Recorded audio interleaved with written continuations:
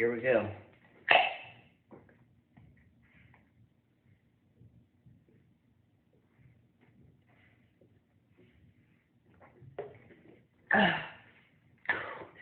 Go Pack. You are listening to the Beltway Wars Invitational podcast with your hosts Adam Jackson and Patrick Wheelton. Enjoy the show.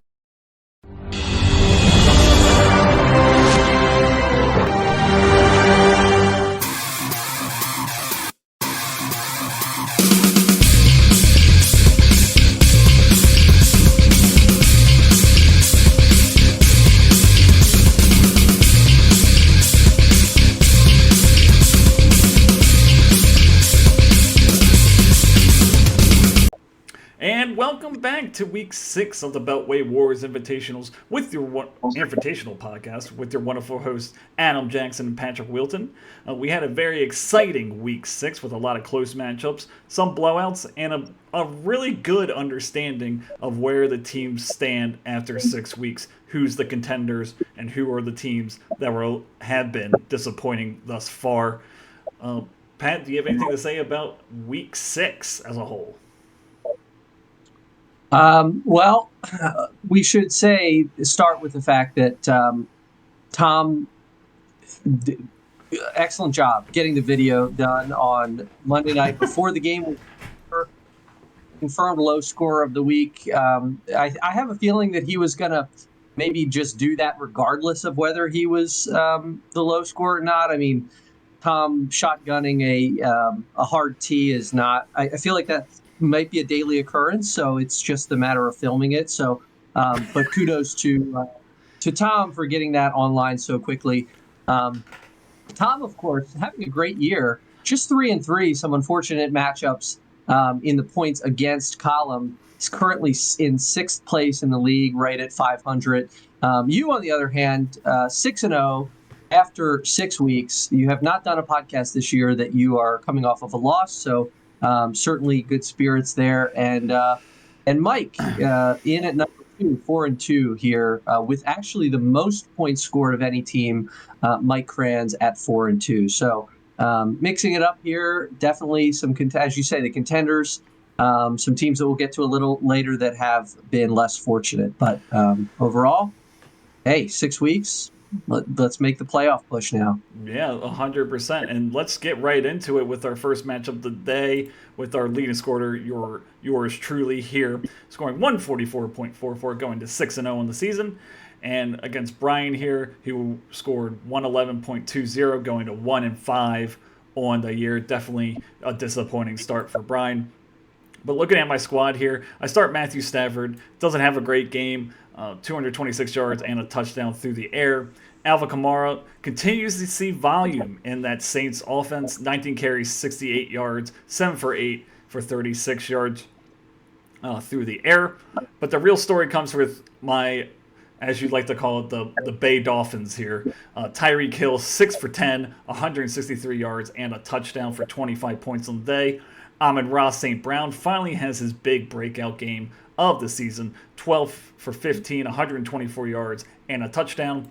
And last but not least, Raheem Mostert, 17 carries, 115 yards, 2 touchdowns, and a touchdown through the air. I am now 6-0, as you said, 3rd in points scored.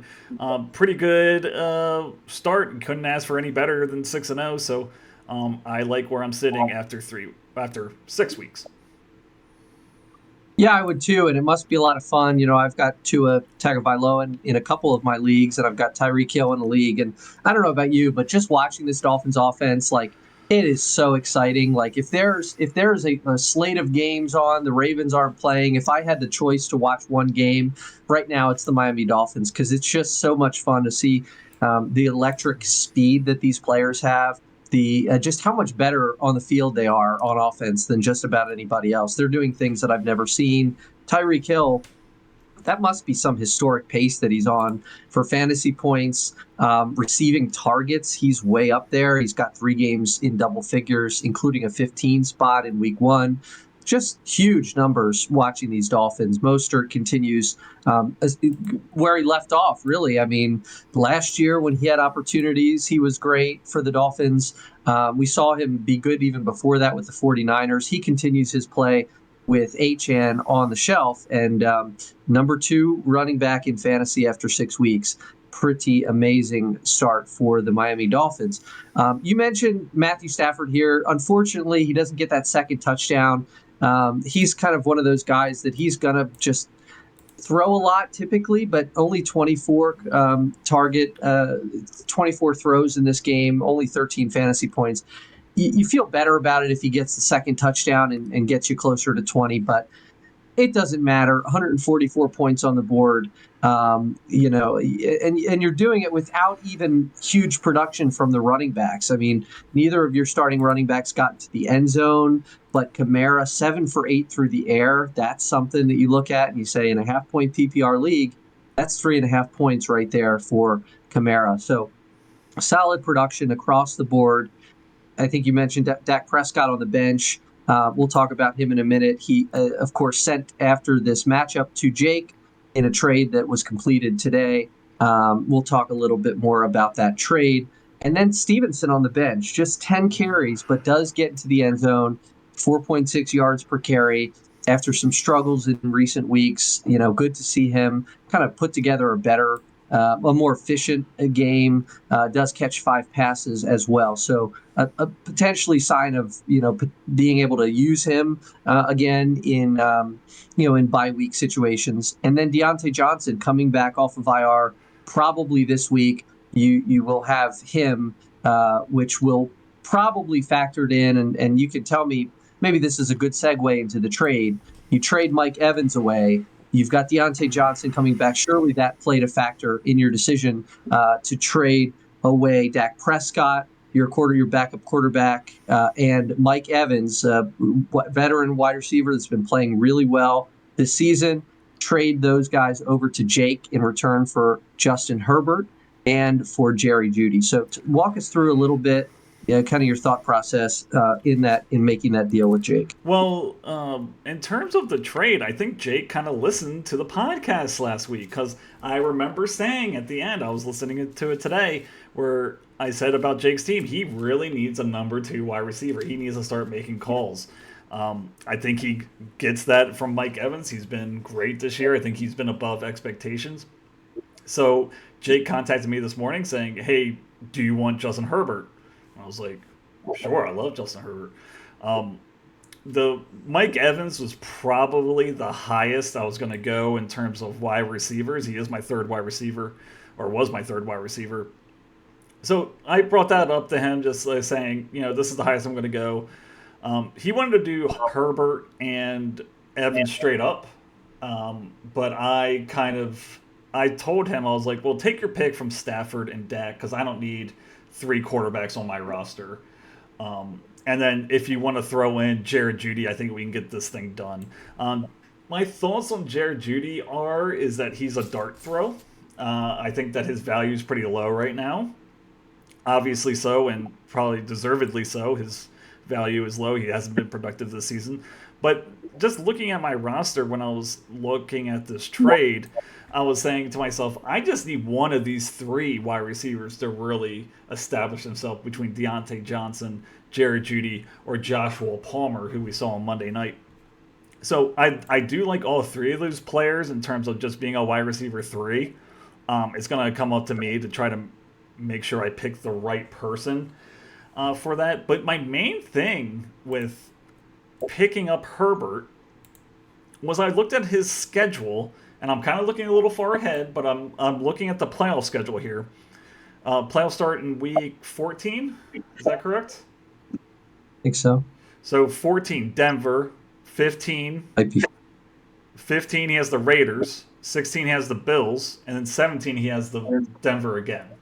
So he has a really, really plus matchup if I do end up getting in the playoffs.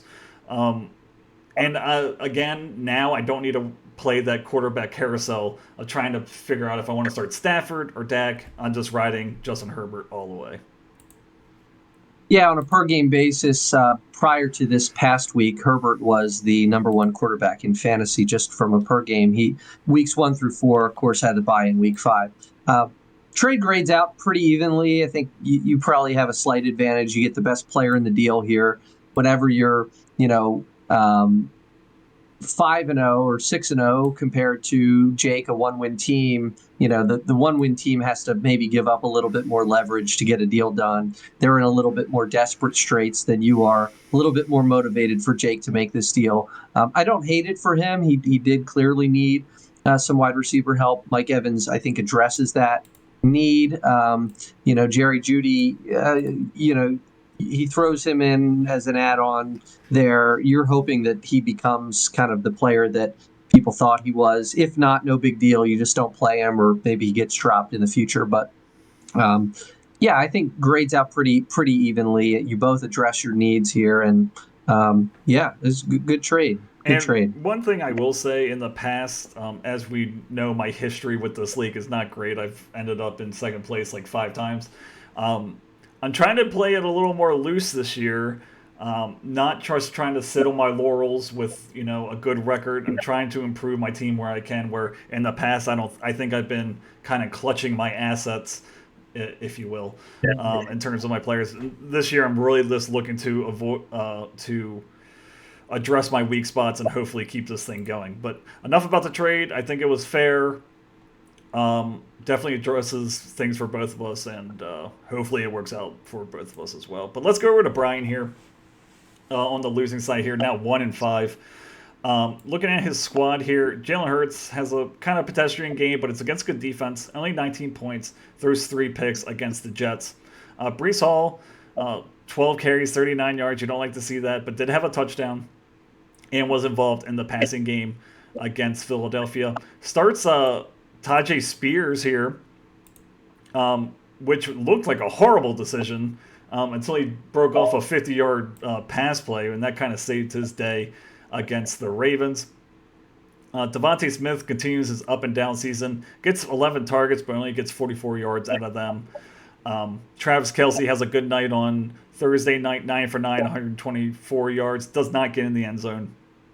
And kind of curiously, he starts a second tight end at his flex spot. Dallas Goedert only gets 6.7 points for him on here. So I just wanted to. My question is, how do you feel? How do you feel about the double tight end strategy here, especially with Brian's team? You have to start one, but also starting one in the flex position. I think he feels like he was forced into that decision. Lack of depth on this team and injuries so far have really hurt. Tyjae Spears gets the start in the running back position, and only because he's got issues. He's got Khalil Herbert on IR. He's got Javonte Williams, who's all of a sudden in this like 3-headed attack for the Denver Broncos. So just lack of trust in workload for some of these bench players forces guys like Tyjae Spears and Dallas Goedert into action here. And, unfortunately, you just can't plug enough holes. That wouldn't matter anyway going up against the top scoring team this week. But still, it's frustrating to have to give guys starts, even though that their workload, you'd have to get lucky for Tyjae Spears to hit double figures at this point. Yeah. He's a backup player. He's only been over 10 once this season so far. But Brian still, in the last few weeks, he's made some acquisitions here from free agency or whatnot. Josh Downs continues to play well for the Colts with Gardner Minshew at the helm now, as we know, for probably the rest of the season there in Indianapolis. So he got his first career touchdown this week. Downs has been consistently getting the volume in that offense, 2 straight weeks over 10 fantasy points. And then I also want to kind of mention a couple of these other recent week acquisitions. Wan'Dale Robinson picked up on September 28th. He's been holding on to him for a few weeks. He looks like we say this, we've said this last year, I think, with Wan'Dale Robinson, his snap percentage in the 60s for 3 straight weeks. He did have his season high in targets. He was 8 for 8.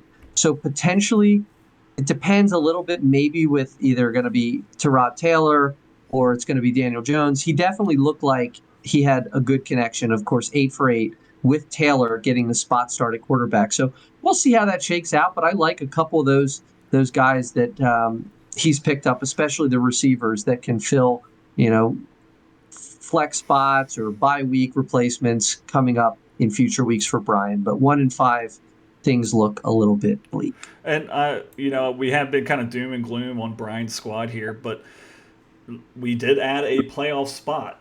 We went from 6 to 7 teams. Usually a 7-6, a couple 7-6 teams do get in.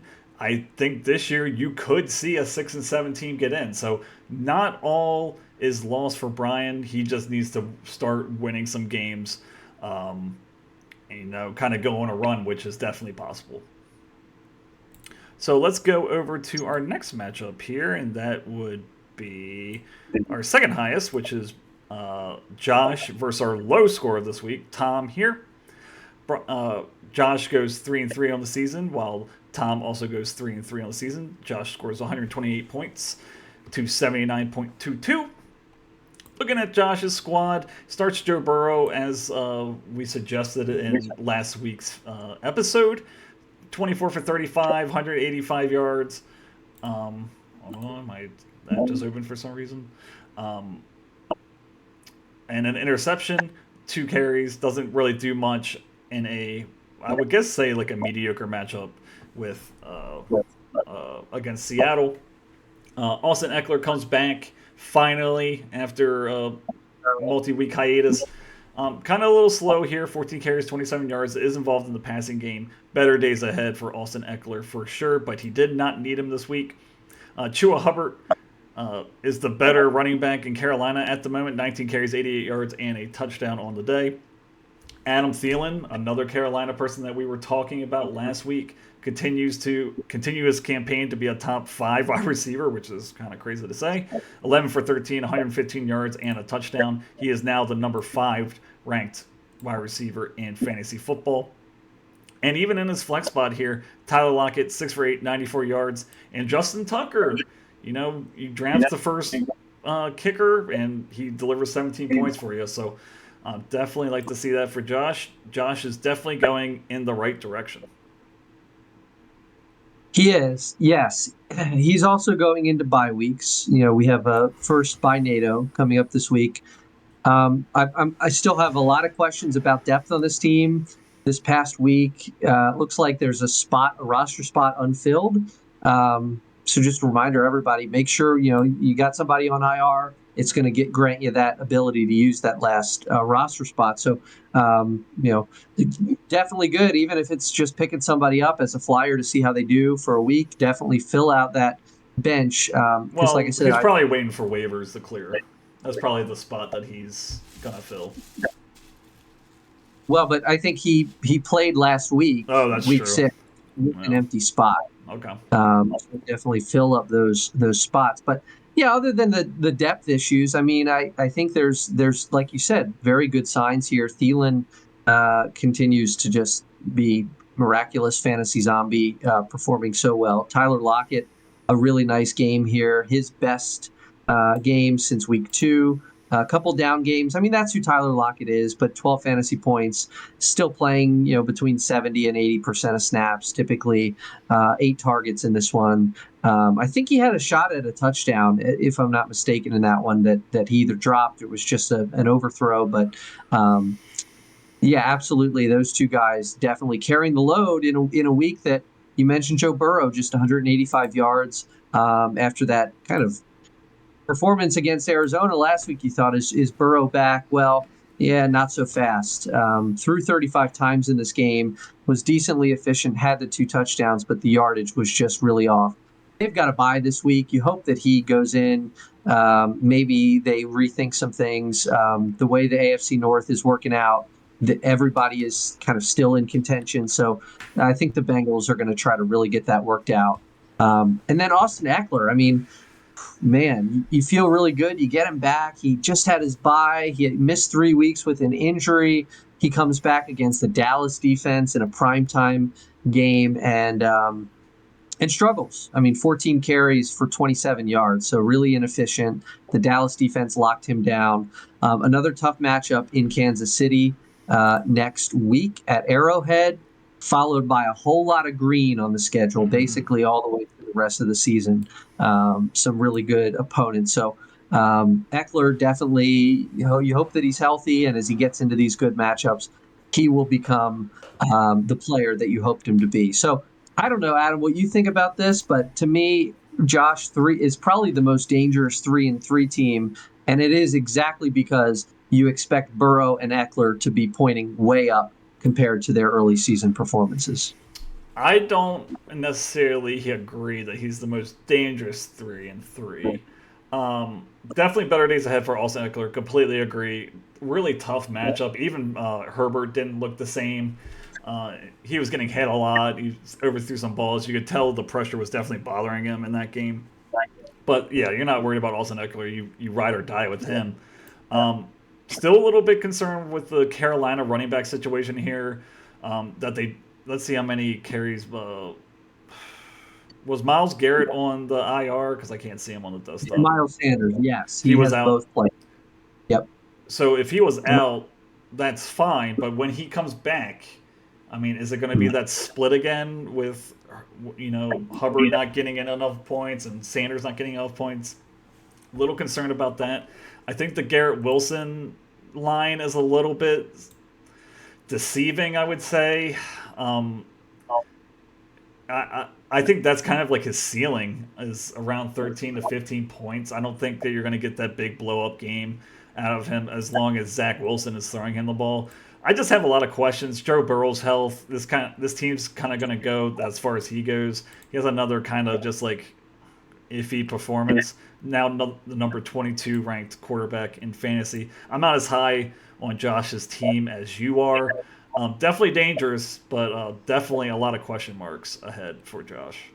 Needs depth. Not going to survive these bye weeks without more depth on this team, though. Yeah, and I mean, it's just a lot of talent. It's just, can he get enough out of Burrow? And, you're kind of hoping that Miles Sanders is out for an extended period of time just so he has, Hubbard just getting the full workload.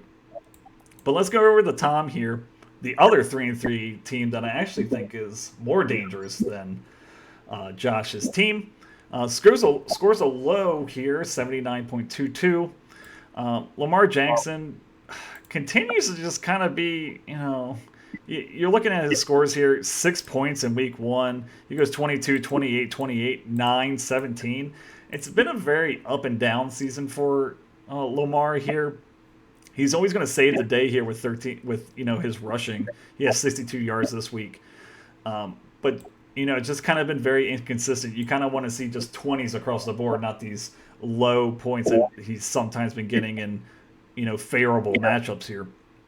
The big news here is David Montgomery got hurt in this game. He is out.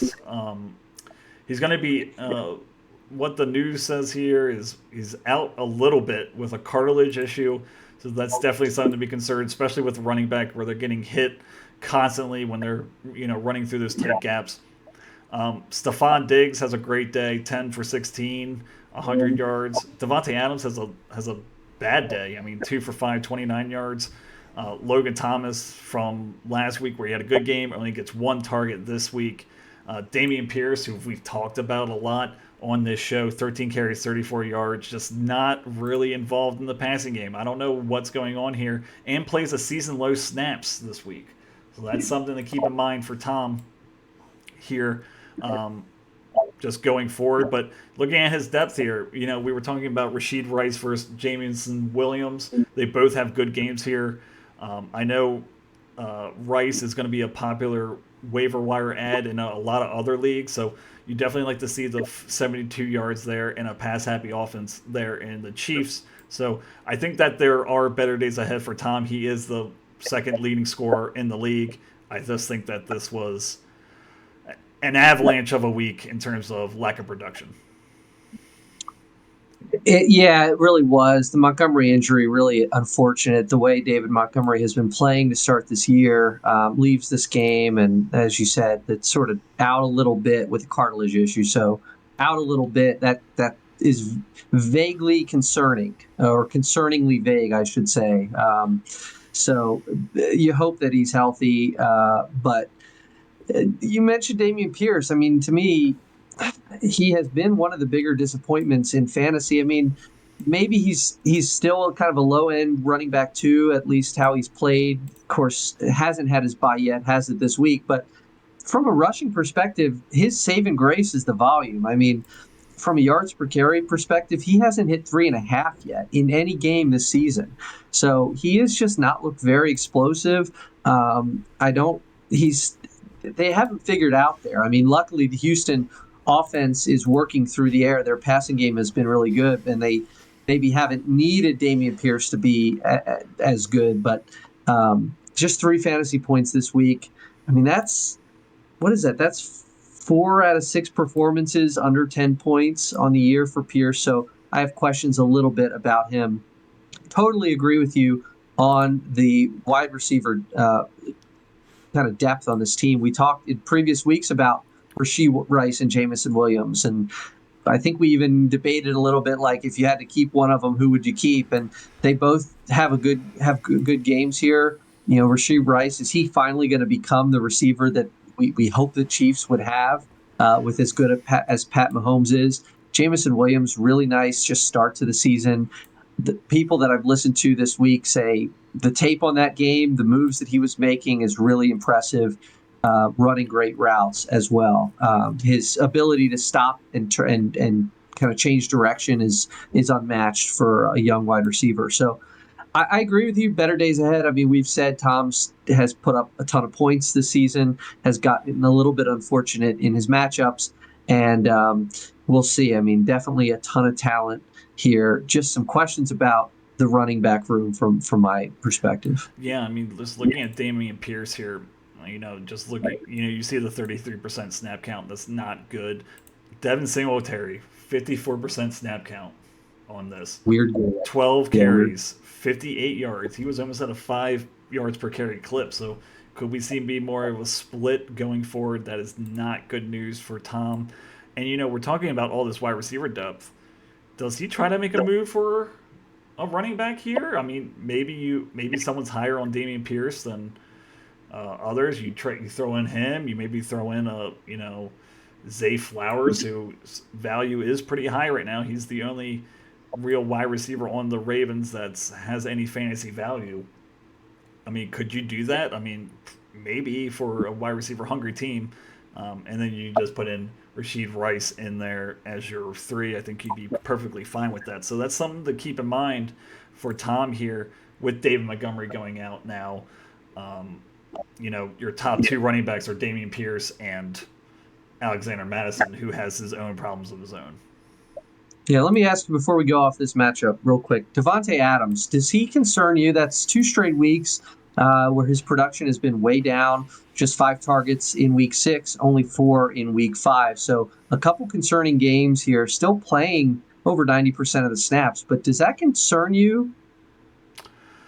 I'm not. My hand's hovering over the alarm button is what I would say for that.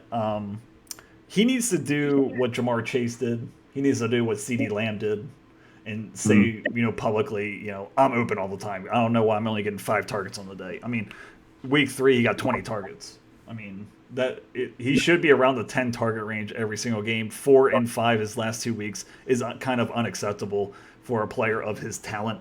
I'm not worried about it. You got to start him with the draft capital that you spent. And he still is the 11th ranked wide receiver, but now with Jimmy Garoppolo maybe out a couple weeks, does that change things? I don't even know who their backup is. Brian Hoyer. And actually, that's what I was going to bring up. I was kind of looking into this or hearing a little bit about this today, some analysis. It's basically saying that Garoppolo, his style of quarterback play is not necessarily conducive for a wide receiver like Davante Adams. A guy on that the actually, outside. Exactly. Somebody I mean, Brian Hoyer may be an upgrade to some degree, at least in his style of quarterback play, more in tune with what Davante Adams is looking to do up the field. So I don't know. It's interesting to think about, but he's a little bit more boom or busty right now, this far in the season, than I think we're accustomed to for a player of his elite caliber. So yeah, definitely just a little bit concerning here. Looking at his matchups, however, his next three matchups are Chicago, Detroit, and New York. So plus matchups there. If he starts, only getting 5 targets in those games, then I think it's time to hit the alarm on Davante Adams. But let's go to our next matchup here. Who is that going to be? I think that's going to be Scott here against Mike. Scott now goes to 3-3 on the season, 127.80 to Mike's 116.36. Now goes to 4-2 on the season for Mike. Looking at Scott's squad here, he starts Russell Wilson. If I'm correct, I think Russell Wilson is the only quarterback on his roster.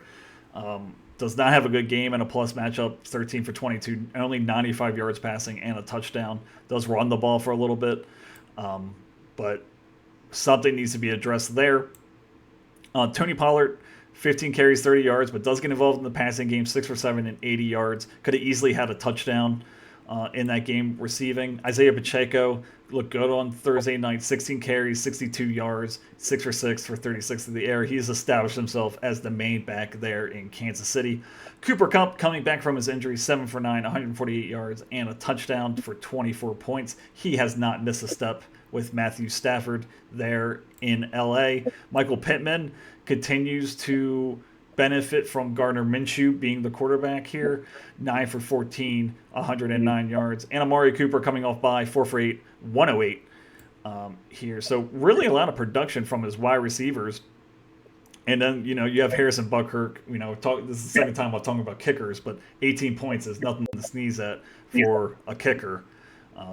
So definitely a great week for Scott. Definitely needed it. I believe that gets him back to 500. So good to see there. And, has some glaring holes, but overall a very talented roster. Yeah, absolutely. I think the one thing that kind of sticks out to me here, much like Davante Adams sort of being a little bit more not necessarily living up to all the expectation that you hoped he would be. Same thing on Scott's team here with Tony Pollard. Can we just say we looked initially 15 for 30.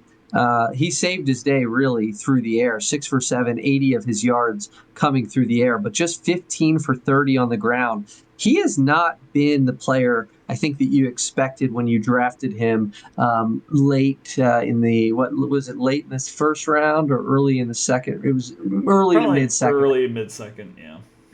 So it just seems like his yards per carry has been all over the board. He doesn't have as much consistent bursts as he did when he was sort of the player in waiting behind Zeke Elliott, flashing every time he took the field. You're seeing him struggle a little bit more this year.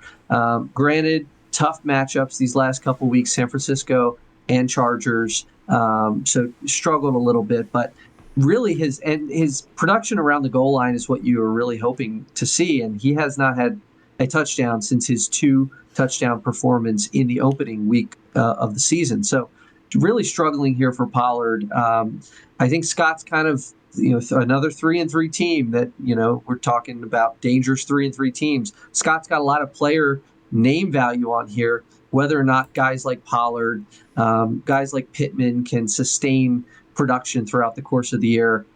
Pittman really fortunate here in this one, but a couple tough matchups coming up. Cleveland and New Orleans, 2 very good defenses. Hopefully he can maintain this 14 targets. Maybe that's a sign of things to come. But I think Scott's going to need a couple of these guys to fall right the rest of the season for him to really make some noise in the playoffs. I just think the main issue with Scott's team here is just going to be the quarterback. I don't know how you trust Russell Wilson. Let's just look at the waivers here in terms of quarterbacks. You got he did drop Sam Howell last week, so he is available. Baker Mayfield and Josh Dobbs, Derek Carr. I think those are the top four. Would you rather have any of those quarterbacks other than Russell Wilson? I think it's a streaming thing. I think it's got to be a streaming thing. Tough matchup this coming week against Green Bay. Then Kansas. He just had Kansas City. Then he's got Green Bay, Kansas City, and then a bye, and then Buffalo. So, I mean, really tough sequence for the Broncos and for Russell Wilson. So, yeah, I think I would absolutely be looking for options, possibly on a week-to-week basis here. Yeah, I mean, it's just something that can really, submerge your team when you're not even breaking 10 points out of the quarterback position. You can kind of get away with the mid 15s, but these low point totals are really going to sink your ship. Doesn't matter how talented your roster is, you got to get something out of your quarterback, and that's definitely a problem for Scott. Probably going to be his demise unless he finds a creative way to fix that problem, either through trade or someone from free agency really pops off is really the only kind of choices he has. But enough doom and gloom. He got the win. He's 3-3 in the year, and you got to be happy anytime you get a win. I mean, if there's an opportunity for him, I don't know. We're talking about trade possibilities earlier. What I'm seeing on Scott's bench are 3 running backs who could potentially have handcuff value, either in a deal that would go to the other player. So Gus Edwards, the Justice Hill owner, is that Dustin maybe would be interested. Dustin's always interested in the Ravens just generally. So maybe there's something there. Tyler Algier, who has been probably serving as the most functional backup running back in the NFL right now. Bijan Robinson's really, he's been featured more through the air than on the ground. Algier is the one that's sucking up a lot of carries. 13 this week, 17 last week. So he's getting work. Could he be interesting, especially to the Bijan Robinson owner? And then Jackson. Alex. Yeah. Then you've got Charbonnet for Seattle. Probably again one of the more valuable potential handcuffs. They really like him there. Walker injury problems. Here you go. Do you do? So Alex has Algier. Do you do Trevor Lawrence for Algier? Maybe a little something else. Hey, that's the kind of risk that a team like Scott needs to make. Lawrence, a little bit banged up, not really performing at the level that people were hoping when they drafted him. But yeah, it might be a risk to take. I mean, there could be something there. Yeah. Currently the 15th ranked quarterback in fantasy football, Trevor Lawrence. So it's definitely something to keep an eye on if they can get a deal done. Who knows? But let's go over to Mike's squad here. Josh Allen has a subpar day for his standards. Only 169 yards, 2 touchdowns, only 2 carries for 11 yards. And if he has a better game, this matchup could be a lot different here. Travis Etienne, I think we were all kind of wrong on him. He has a great day here. 18 carries, 55 yards, 2 touchdowns. He's being used through the air. He's being used on the ground. He is now the number 3 ranked running back in fantasy football. His new trade acquisition also had a good day here. 10 for 31, but gets in the end zone through the air. Mike would definitely likes to see that with the running back injury problems that he has. We're talking about Mike Thomas here. 5 for 8. He does get 8 targets, but only 45 yards. You like to see the targets. You like to see him do a little more with that. I don't know if that's a Derek Carr issue or a Michael Thomas issue. I don't know. But definitely need more production out of Mike Thomas. Christian Kirk here, 3 for 6, 49 yards and a touchdown. Dalton Schultz, quietly, number 6 tight end, has a good game here. 4 for 7, 61 yards and a touchdown. And even Ezekiel Elliott here, 7 for 34, gets that end zone, gets that red zone carry, if you will. Gets in the end zone here, has his best game of the year for Mike. Mike is probably the one team that's been really crushed with injuries, I would say. With Justin Jefferson and Devin Achane out now, those are 2 superstar players that he is missing out on.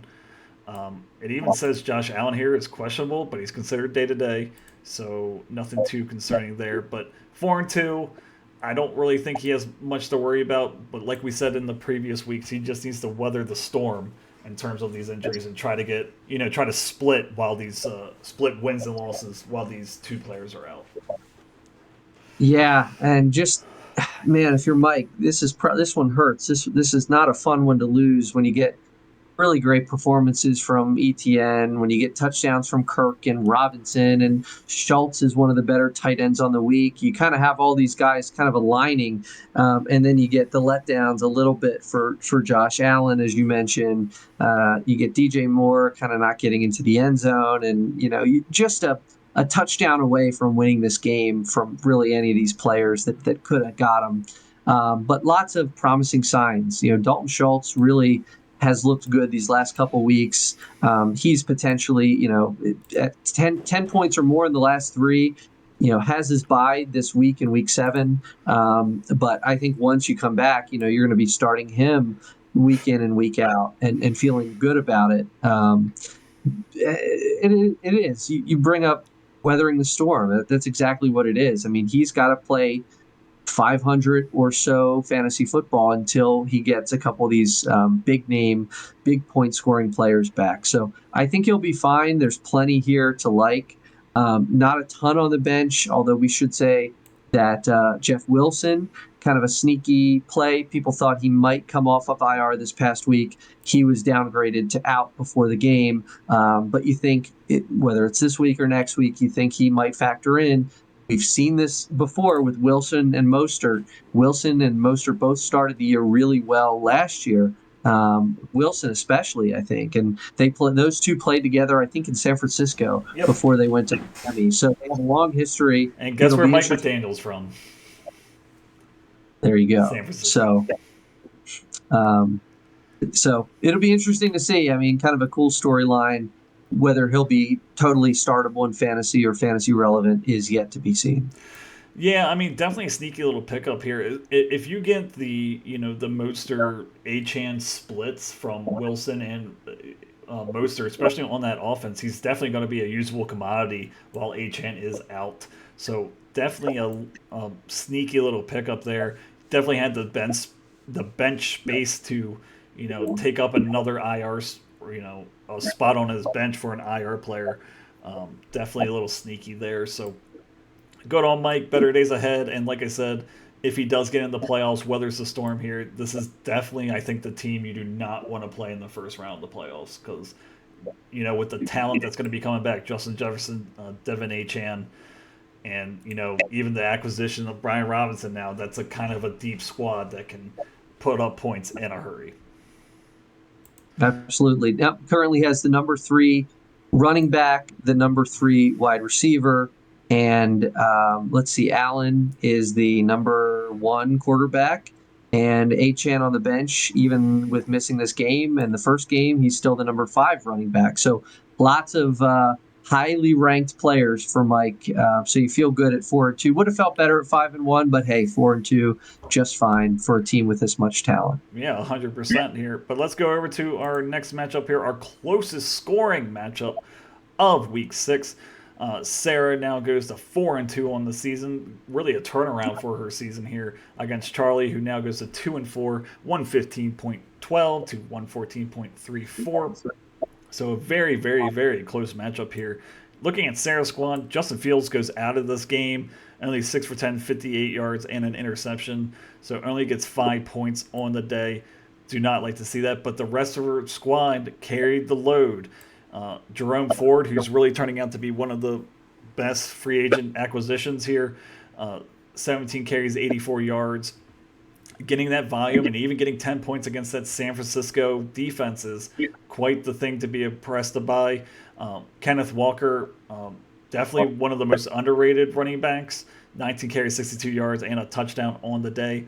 A.J. Brown, I'm starting to not like my bet here. I don't even know what it was, but I'm starting not to like it. 7 for 9, 131 yards against the Jets. Drake London quietly coming on here. Last 3 weeks has scored over 10 points. 9 for 12, 125 yards. Chris Godwin, 6 for 7, 77 yards. And Cortland Sutton here, 4 for 6, 46 yards, and a touchdown. He seems to find the end zone a lot. Now has 4 touchdowns on the season. Sarah's team's very interesting. Just looking at it here, she has KJ Osborne on the bench. She has Devin Singletary, who we talked about might be getting a more prominent role in that Houston offense.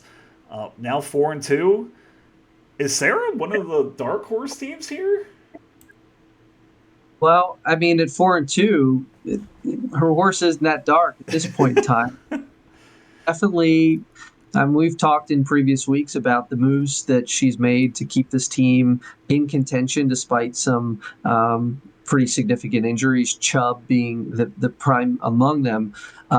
We do, of course, unfortunately have to mention that Justin Fields, who had just started to put together some momentum this season after a rough start, he gets injured in this game and was ruled out after just 6 for 10 through the air, and all of a sudden, doubtful for next week. He's got a dislocated thumb, so I don't know what that means for. It doesn't sound good for a quarterback. No. I assume it's a throwing hand. Yeah. I don't know that, but so unfortunately, and she's got Daniel Jones on the bench, who also missed this previous game. So talk about another team who probably will be dipping into that free agent waiver market here for a quarterback. But hey, just find a way to win. She squeaks out a less than 1 point victory against Charlie. But maybe sometimes when luck is on your side. She's certainly helping herself with roster management this season. Yeah, I don't hate Daniel Jones next week against Washington. I think that's kind of the best matchup you're going to get. I could see him getting a lot of rushing yards, like 60 rushing yards. I can just with the lack of weapons that they have around, I can see him ripping off a big run. He does run a lot more than you think. He has 13, 9 attempts, 10 attempts. So he does run the ball. Not a horrible play for Week 7, I would say, for Sarah. But I'm just impressed with her bench here. KJ Osborne, he is the second fiddle to Jordan Addison there in Minnesota, but he should get more work as the season progresses, as long as Justin Jefferson is out. And Devin Singletary now has a role. We don't know what it is, but it's definitely something, of a flyer, a good-looking flyer for Sarah in terms of running back depth. Maybe he's usable in 2 weeks if he rustles that starting job away from Dameon Pierce. So interesting developments there, but just a lot of talent on this team. I wouldn't even say wide receiver heavy because their running backs are good too. It's just really, again, kind of like Scott's team, the main question here is the quarterback position. Can she get by, with Daniel Jones and Justin Fields when he comes back? But going over to Charlie's squad here, kind of a hard loss here for Charlie. Patrick Mahomes, again, has a disappointing day against a very plus matchup here. Has 40 attempts, 360 yards, but a touchdown and an interception on the day, only 17 points. Where you drafted Patrick Mahomes, you need him to be putting up 20-plus points a game. 17 is not acceptable for the draft capital that you spent on him. Derrick Henry has a good game against Baltimore here. 12 carries, 97 yards, and a touchdown. Does Derrick Henry things, it seems. James Cook also has a good day, but does not get in the end zone. 14 carries, 71 yards. Deebo Samuel goes out of this game for only 1.10 points. I don't know what his status is. It says he's considered day-to-day with a shoulder, so that is good news for Charlie for the future. Keenan Allen continues to be a top 5 wide receiver. He's number 4, 7 for 11, 85 yards, and a touchdown. Could have had another touchdown that would have put him over the top against Sarah. Jordan Addison, as we just mentioned, with the Vikings offense, 3 for 7, 28 yards, but does get in the end zone. Kind of salvages his week. And one of our favorite conversations that we talk about each week is Jakobi Meyers. Again, continues. 5 for 7, 61 yards, and a touchdown. Continues to be a very solid fantasy option. Now the 14th ranked wide receiver in fantasy football for Charlie. Looking at his bench here, he did get a lot of production out of his bench as well. But does get the loss here, does go to 2-4. Is it panic time for Charlie, or is it time to make a move, or should he stand pat? Yeah, it would seem to me like a move for a running back would make a lot of sense here. James Cook, a guy I liked in the draft. I like the value that he got him in the draft. Workload is a concern. He's now had two of his three lowest snap percentage weeks here in week 5 and then week 7. So his attempts are trending in a downward direction. His snap percentage is trending down. They're giving more and more work to, believe it or not, Latavius Murray all of a sudden becoming Fantasy a thing zombie. again. Total fantasy zombie. So little bit of concern there, because beyond Derrick Henry, you've got Cook and then you've got Akers. And I think there is some news out of Buffalo that Leonard Fournette is going to sign with them. So that's another player that's going to be in Buffalo, with Damian Harris now being out for an indefinite amount of time. He did get stretchered off the field. It looks like a neck injury, concussion protocol, but I did hear that they were going to sign Leonard Fournette. So that's just another body that James Cook has to contend with.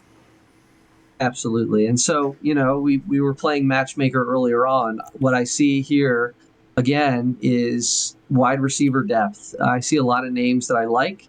The starting lineup: Deebo Samuel, Keenan Allen, Addison, who, in recent weeks has had a kind of a change in projection for the season based on Justin Jefferson injury. So he is more of a factor than he was 2 weeks ago. Myers kind of showing off in Oakland, outperforming Devontae Adams, currently, a high-end wide receiver 2 in fantasy. But on the bench, I like some of these guys. I mean, Kendrick Bourne, can he be consistent with it? I mean, he's had now 11 targets twice this season. He catches 10 for 11, does not get into the end zone here. Tyler Boyd, 7 for 7 with a touchdown. Is this Bengals passing attack more a 3-way kind of configuration there? Michael Gallup, down game here, but potentially a guy that might interest somebody for depth. So I don't know. I think you might be able to package something and bring in a running back that might be a little bit more of a sure thing. All right, so I'm going to pose this question to you. Out of the wide receivers, who would you rather move? And it's going to be out of 2. Deebo, who has the name recognition, or Jordan Addison, who is the rookie phenom there in Minnesota? Boy, because I think you're going to get more value out of Deebo just because of the name. Name recognition. Yeah, I think that's probably the case. And I mean, you still kind of, even though circumstances change throughout the season, and Addison certainly has, you look at, Deebo Samuel's draft position and where he went, and that was as a 3rd round wide receiver. So, yeah. Just a few short weeks ago, people were expecting him to return, 3rd round value. So, it's probably a bad week to try to move him now just because he's injured and he had a low. But maybe as a blow-up week, and then you can get more value out of him for Charlie. But definitely something to look forward to or look towards for Charlie if he wants to improve his prospects going forward. But let's go over to our next matchup, and that is my wonderful co-commissioners matchup here, getting his 4th win on the season, 107.58 to 96.28. Jake now goes 1-5 on the season here. Tua Tagovailoa, 21 for 31, 262 yards and 3 touchdowns on the day. Had a great day there. Devontae Foreman, not flashy, but does get 15 carries, 65 yards in the absence of Khalil Herbert there in Chicago. Saquon Barkley doesn't look to be hampered by his injury anymore. 24 carries, 93 yards. It looked like as the game was going, he was getting going. It looked like at the beginning he was kind of just rusty. But as the game went on, he looked better and better. I think that's good for you in the future. DK Metcalf, the trade acquisition from a couple weeks ago, 4 for 10, 69 yards. CeeDee Lamb, we were talking about squeaky wheel gets the grease. 7 for 7, 117 yards, 15 points on the day. You love to see that Dak was looking for him early and often. But just looking at your squad here, the one thing I did want to talk about was your free agent acquisition. Yeah, that was really something that fantasy football analysts across the board really dropped the ball on.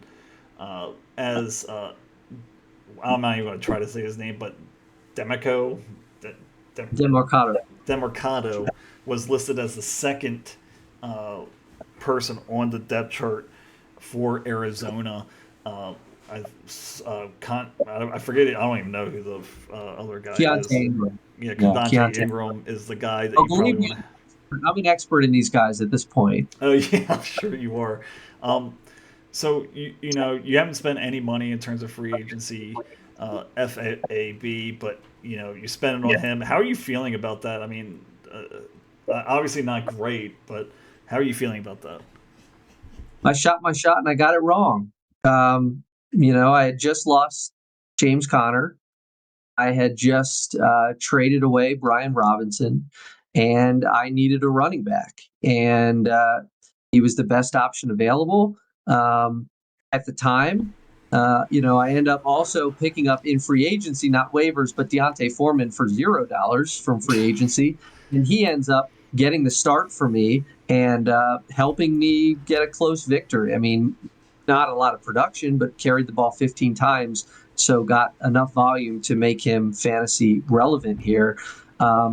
Yeah, look, I'm fortunate to get this victory. I'm still trying to get these running backs back to health. Barkley, totally encouraging. Honestly, if you would have asked me after missing a few weeks whether I could expect 24 carries, I would have said, heck no. He's going to be more limited, maybe 10 to 15 in his first game back. He gets 24 carries and is relevant in the passing game. So can't ask for more for his prospects moving forward. Aaron Jones has been hurt, was on bye. Hopefully he comes back full strength.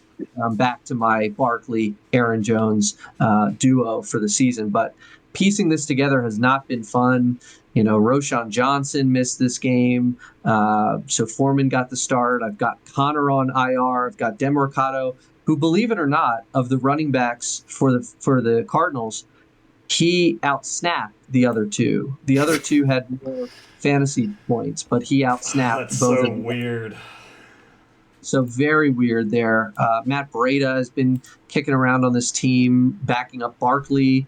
He could have ended up having to start Sunday night. I would have lost that one probably had I had to start Breida with Barkley out. Yeah. So just a lot of running back conundrums. Of course, right after I trade Brian Robinson, I'm having to deal with this. But I don't know. Short-term concern for me actually is back to wide receiver. Have some bye issues this week. It's going to force me to start Jahan Dotson, gag me, who's just been awful. It's going to be potentially something I look at in wide receiver free agency or waivers. Not a whole lot there, but we'll see how it goes. But I feel pretty good about the rest of my spots next week, just not that one, that flex. So, in terms of the Chicago, go ahead.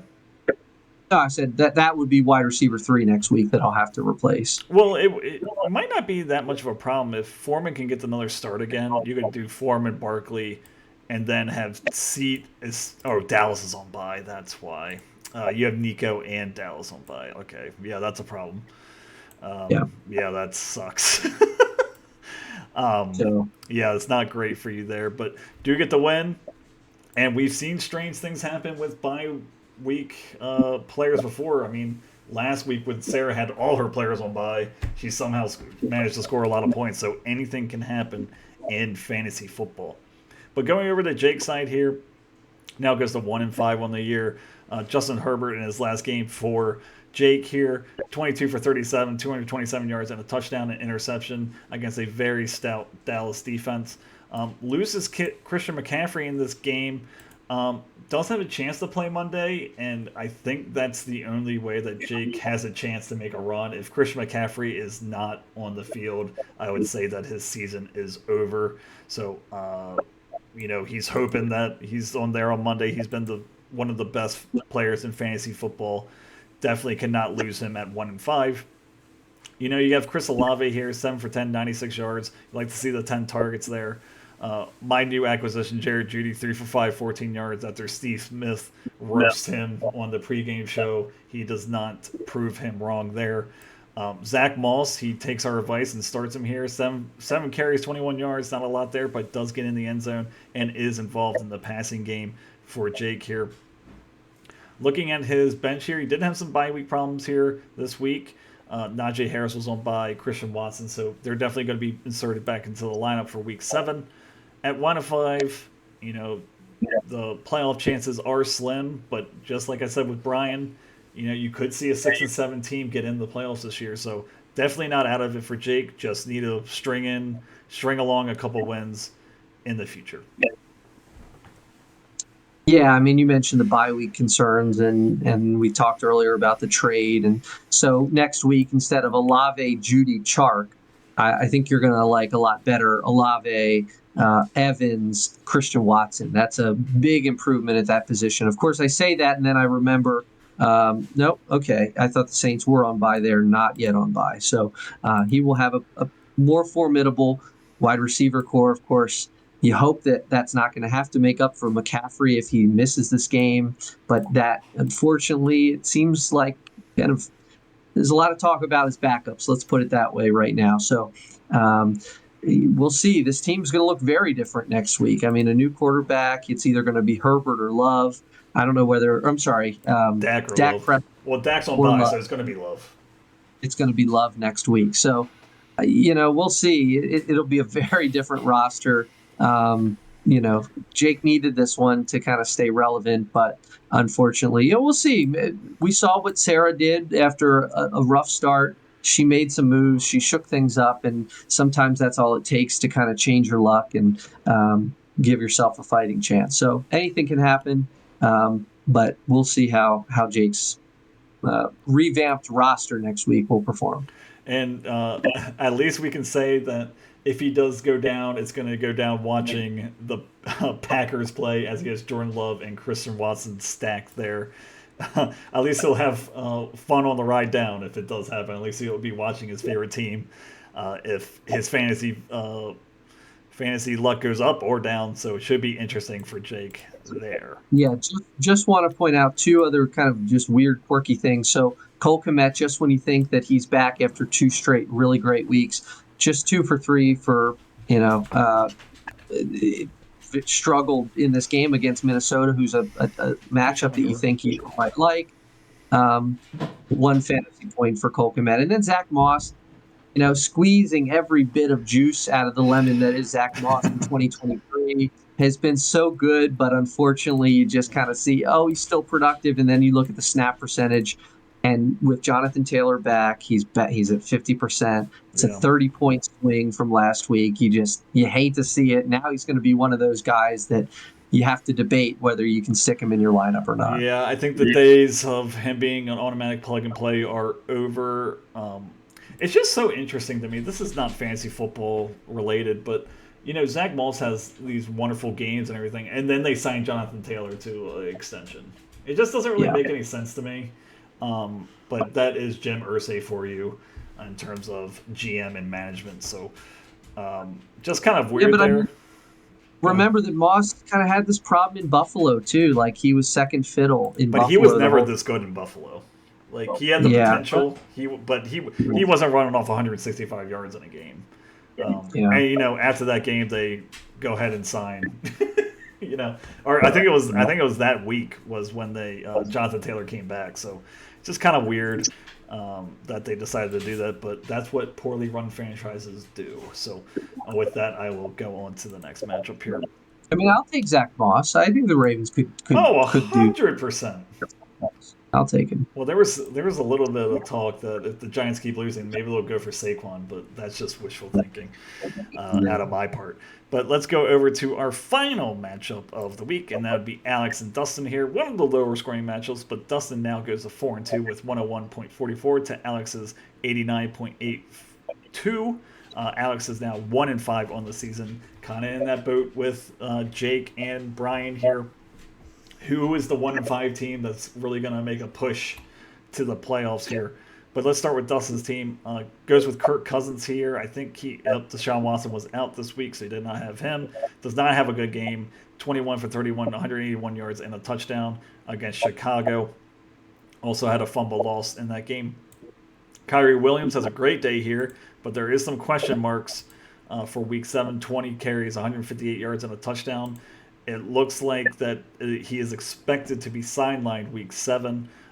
The Rams did sign Darrell Henderson, a name from the past, in terms of running back. So definitely something to keep an eye on there. I think they signed Myles Gaskin off the Minnesota practice squad as well. So another running back there in LA. I think that they're kind of saying that they might not be with him for a couple weeks if they're going to sign those two players. Jonathan Taylor in his second week back here, only 8 carries, 19 yards, but doesn't get involved in the passing game and gets 9 points on the day. Jamar Chase, liked the targets and 80 yards, but does not get in the end zone. Puka Nacua, his first week that he really kind of disappointed here, 4 for 7, 26 yards. Jalen Waddle, that whole Miami offense is good, 7 for 9, 51 yards, and a touchdown. And Kyle Pitts, let's give it up for Kyle Pitts, his second double-digit point total in a row. Now the 12th ranked tight end in fantasy football. They're finally looking towards him after all these years. You know, he has a great week this week. That's all I can really say here for Dustin. But Dustin has Jamar Gibbs on injured here, and now he has Kyrie Williams now going to be out probably multiple weeks. Looking at his squad here, he has Justice Hill. I mean, is he going to spend money on FAAB? But he doesn't have a lot of money, so definitely a concern there at the running back position for Dustin, even though he goes to 4-2. Yeah, he's hoping that Jahmyr Gibbs is going to play, and I don't know about that. They say he's trending toward playing. Of course, it's a matchup against our Ravens, so might even be some tough sledding in that one. The way the Ravens defense has been playing, especially those linebackers. This was a good win for Dustin. Fortunate to come away with victory despite one of the kind of on the lower side of winning team scores this week. And it was really opposite day. I mean, for Dustin, everybody kind of performed in a weird way compared to their season to this point. Kirk Cousins, his worst game of the season. Puka Nacua, his worst game of the season. Jalen Waddle, his best game. Kyle Pitts, best game. Marquise Brown, worst game. So literally all of these guys either having their best or worst performances on the year, kind of resulting in this mixed bag of just 101 points scored for Dustin. But like you said, he gets the victory. Kyren Williams really sucks to this point. I mean, surely he was the free agent waiver pickup of the season. What was our old trophy for that? CarMax Steal of the Year or something like that? Yeah, that's what it was. It was the CarMax Steal of the Year. That would be Kyren Williams at this point. Running back number 4 on the season. That's his third 20-point game in week 6 on the year. So doing it, getting into the end zone, yards per carry has been trending up. So he has really embraced that role, and the Rams win yet again. So it'll be unfortunate. As soon as you get Jonathan Taylor back, the other guy that's been carrying you kind of falls down and may miss a few weeks here. So I don't know. We'll see. Dustin continues to win. He's 4-2. He's well in the playoff hunt. Currently the number 5 team in the league. And Jalen Waddle, to me, that's the biggest kind of like make it or breathe break a little. It. He struggled, kind of come off to a slow start, missed a game with an injury. He gets 7 for 9 in this offense. I think he'll continue to trend up to become closer to what he was last year for Dustin. Yeah, and even that Miami offense, the way it's going, and Jalen Waddle is struggling. So imagine when he comes back to full, that's going to be scary. Looking at Jonathan Taylor for the last thing for Dustin here, did trend upwards in terms of snap count, 15 and 42. So I do think we get the full complement of Jonathan Taylor this week. He should be game ready. Just unfortunate that he's going against Cleveland and then the Saints, two really good defenses, really good defensive lines. So we might see the snap count go up towards 70%, but it might be tough sledding. You might just hope that he just gets in the end zone to salvage his weeks. But going over to Alex here, Starts Jared Goff over Trevor Lawrence. Really great decision, and was a free agent pickup. Actually, he wasn't. He was drafted in like the 15th round. I looked this up the other day. Yeah, he's 16th round. So good on him for that. Jared Goff is now the 5th ranked quarterback in fantasy football. Goes 30 for 44, 353 yards and 2 touchdowns. Alex was one of the teams that kind of flipped it. He went very running back heavy and then just hoped to pick flyers on the running back or flyers for the wide receivers. It doesn't seem to be working for him at 1 and 5. Bijan Robinson was picked in the first round. Josh Jacobs. I want to call him Jonathan Jacobs for some reason. Only get 10 points on the day for each of them. And then you look at the wide receivers, just kind of a struggle fest here. T. Higgins, 3 points. Josh Reynolds, 6 points. George Kittle, who was drafted high, only gets 2 targets on the day. He did have George Pickens on bye, who I guess you would insert there. You probably insert him for Curtis Samuel, but he was the best wide receiver he had this week. So interesting decisions there for Alex. This is one of the more lopsided teams in terms of running back depth versus wide receiver depth. Definitely need to make a move for a top 15 wide receiver, I think, if he wants any chance of this turning around. Yes. Combined with maybe having a couple of these other guys be the players that you drafted them to be. Yeah. Starting with those running backs, I mean, Grant, they have been good. They just haven't returned the type of value and got the types of huge numbers. I mean, Bijan Robinson, at this point in the year, you're drafting him thinking he's going to have 20 points a couple games, maybe 2 out of 6 in the first 6. He hasn't hit 20 yet.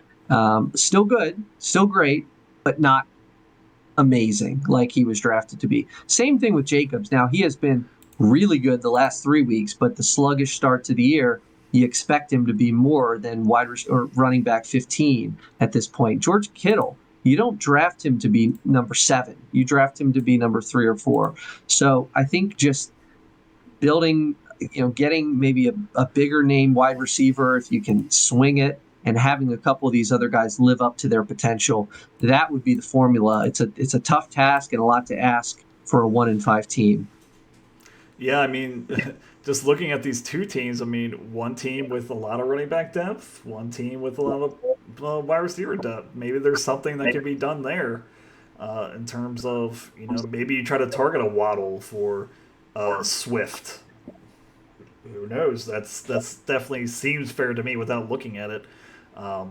So definitely, I would say Alex definitely needs to make a move more than Dustin. So maybe that favors Dustin getting a little more value in return.